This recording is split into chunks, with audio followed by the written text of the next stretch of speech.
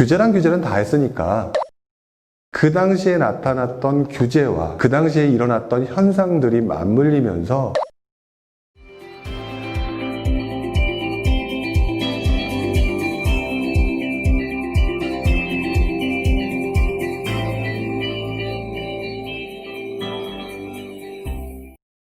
반갑습니다. 부룡입니다. 지난 시간에는 12.16 대책을 보면서 지금 단기적으로 한 달도 안 됐는데 너무 지금 현상을 가지고 설왕설래 할 필요는 없다라는 말씀을 좀 드렸었거든요. 사실 이렇게 말씀드릴 수 있는 근간에는 아마도 지난 과거장의 경우에도 이처럼 강력했던 부동산 대책이 있었음에도 불구하고 여러분들이 어떻게 움직였는지를 봤기 때문인지도 모르겠어요. 어쨌든 중요한 것은 그때도 사람들은 수익이라고 하는 것을 내기 위해서 분명히 어떻게 해야 되는지를 굉장히 고민했던 시기였던 것 같고요. 그리고 지금 현재 나와 있는 12.16 대책이 워낙 강력한 대책이니까 많은 분들이 걱정하시는 것도 이해는 가죠. 근데 지난번 말씀을 드릴 때 뭐라고 말씀을 드렸냐면 2005년도 831 부동산 대책, 그 다음에 6년도에 11.15 대책, 그 다음에 2007년 111 대책, 이 세 개를 합쳐진 대책만큼의 강력한 대책이 이번 대책이라고 말씀을 드렸죠. 그렇다면 그 대책이 물론 그 당시는 띄엄띄엄 나왔어요.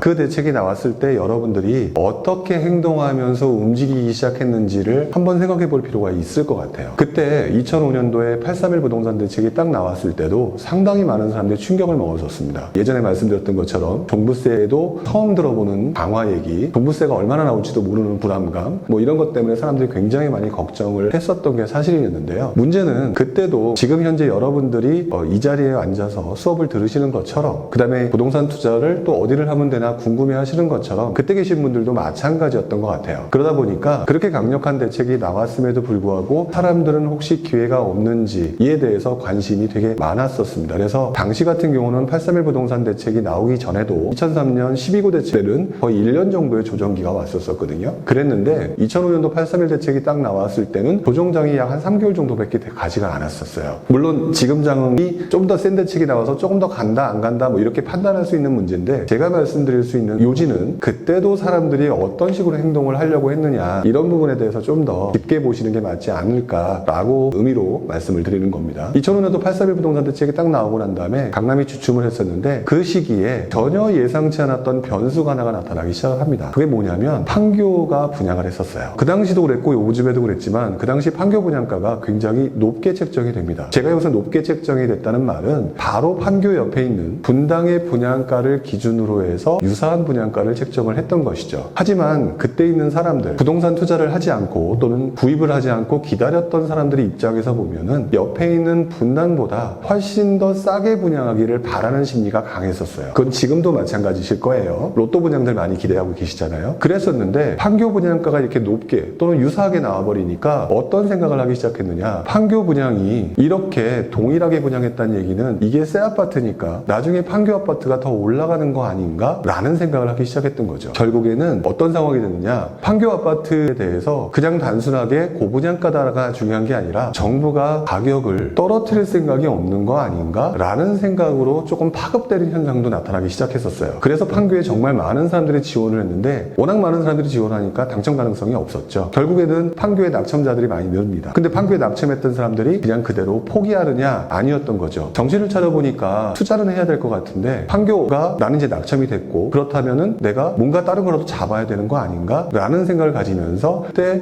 이 사람들이 행동했던 것들이 용인으로의 선택이었어요. 그때 여러분들이 잘 알고 계시는 버블세븐이라는 용어가 또 그때 전후에 나타났던 용어들인데, 결국 사람들은 그때 나타났던 고분양가라고 하는 부분 때문에 움직임이 그렇게 새롭게 바뀌어 나갔던 것이죠. 그 이후에 정부가 부동산 정책을 더욱더 강화를 해서 아까 말씀드렸던 11.15 대책이 나오는 그 과정에 또 주변 분양가는 계속해서 오릅니다. 그때 이제 대표적으로 알려졌던 고분양가 지역이 여러분들이 잘 알고 계시는 은평 뉴타운, 그리고 파주 운종신도시의 한라비발디, 뭐 이런 아파트들이 굉장히 분양가를 높게 책정함에도 불구하고 사람들은 이제는 분양가가 올라가니까 방법이 없구나 라고 하는 생각을 하게 됐던 것이죠. 이뿐만이 아니었습니다. 이때 또 나타났던 현상이 뭐냐면, 당연히 정부가 규제를 강화시키게 되면은 물량이 줄어들 수밖에 없는 부분이 있을 거예요. 결국 입주 물량이 조금씩 조금씩 해가 가면 갈수록 줄어드는 상황이 있었었고요. 그 다음에 대표적으로 나타났던 현상이 여러분들이 그 당시 그렇게 했다는 겁니다. 어떤 행동을 했느냐? 그때 나타났던 현상이 바로 전세 가격의 상승 현상이 나타났는데, 그때 여러분들이 행동했던 것을 그 당시 뉴스를 찾아서 보시면은 아마 이렇게 행동했다고 나올 거예요. 올라버린 종부세들을 팔려고 내놓기보다는 오히려 물량을 반전세로 돌려서 종부세에 부담되는 금만큼 월세를 늘린다든지 또는 전세를 올리다든지 이런 행동을 취했다는 거죠. 그러지 않아도 입주 물량이 조금씩을 줄어들어가는 상황, 전세 물량도 별로 많지 않은데 반전세가 늘어나는 상황이 되다 보니까 갑자기 전세 가격이 올라가는 상황이 되죠. 상식적으로 한번 생각해 보시면 전세 가격이 떨어지는 상황에 전세 가격을 올리기는 어려울 거예요. 근데 전세 가격이 마침 올라주고 있는 상황이다 라고 하면 여러분들이 전세 가격을 올리거나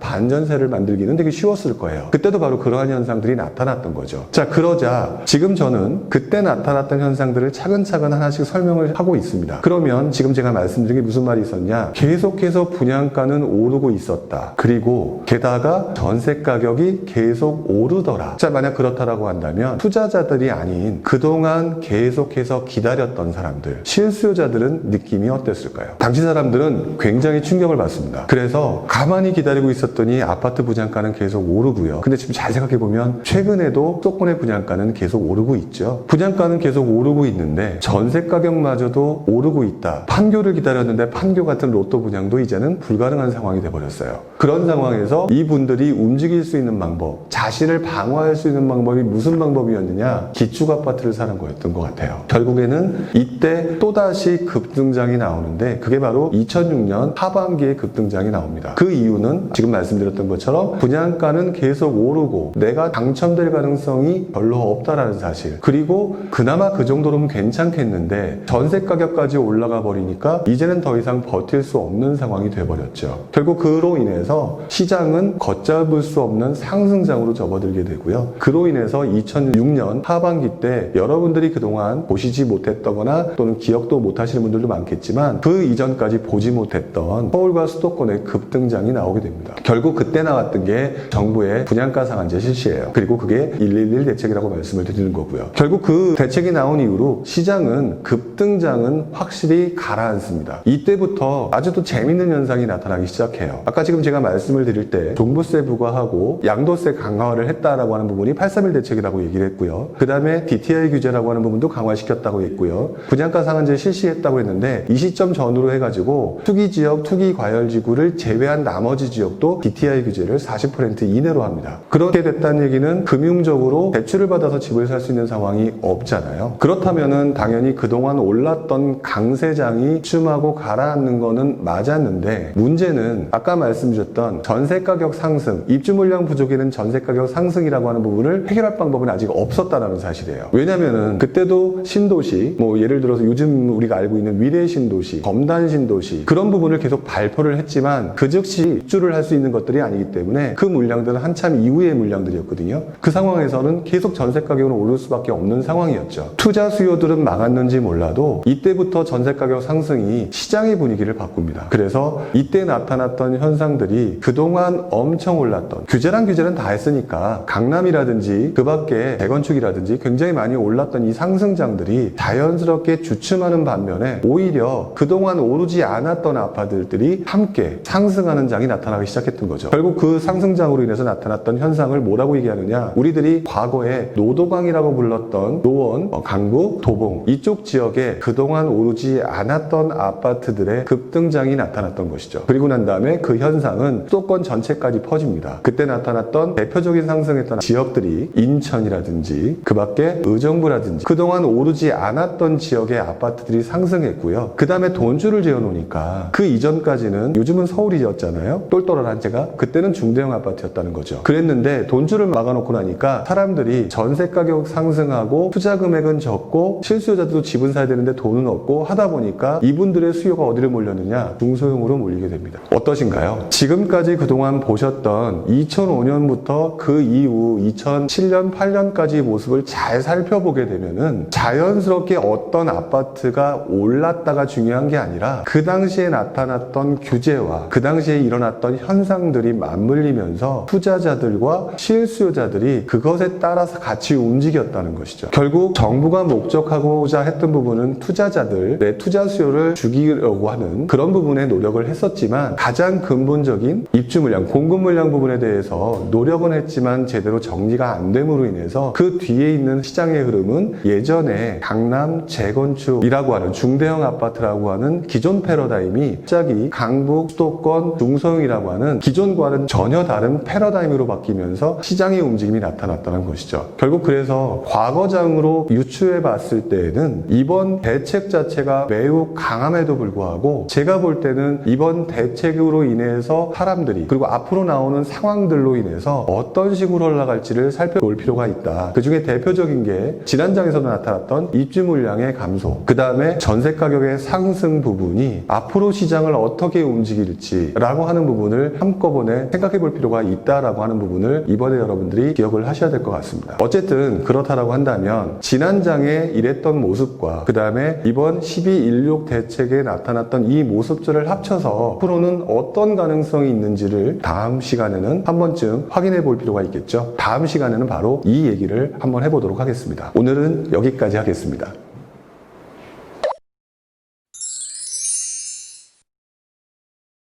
당연히 바뀌겠죠. 근데 그 바뀌는 현상이 어떻게 바뀐다라고 하는 부분을 지금 알 수는 없는 거죠. 그때도 어떤 인과관계에 의해서 중소형으로 바뀌었잖아요. 근데 지금 현재도 보면은 예전하고 좀 비슷한 부분이 있는 게 입주 물량이 줄어들고 있고 아직 안 오른 지역들은 강남이 아닌 나머지 서울 외곽부거나 수도권 지역이잖아요. 그런 지역들 같은 경우는 아무래도 가격이 싼 쪽, 아무래도 좀 낮은 쪽이 많죠. 그리고 지금 현재 각종 규제나 이런 것들이 돈줄을 막고 있는 부분이 있기 때문에 꼭 중소형으로 간다 라고 확정시켜 말씀을 드릴 수는 없지만 지금 현재 상황으로 보게 되면은 역시 아직까지는 좀 유사해 보이는 필요는 있을 것 같고 결국 이 이후에 앞으로 나타났던 추가적인 현상들이 시장을 말씀하신 것처럼 중대형으로 바꾸게 될지 또는 중소형으로 바꾸게 될지는 조금 더 지켜봐야 될 것 같아요. 다만 큰 흐름으로 봤을 때는 사람들이 기존의 투자 방식에서 변화하더라 라고 하는 포인트는 변함이 없었다라고 하는 부분을 기억을 해야 되겠죠.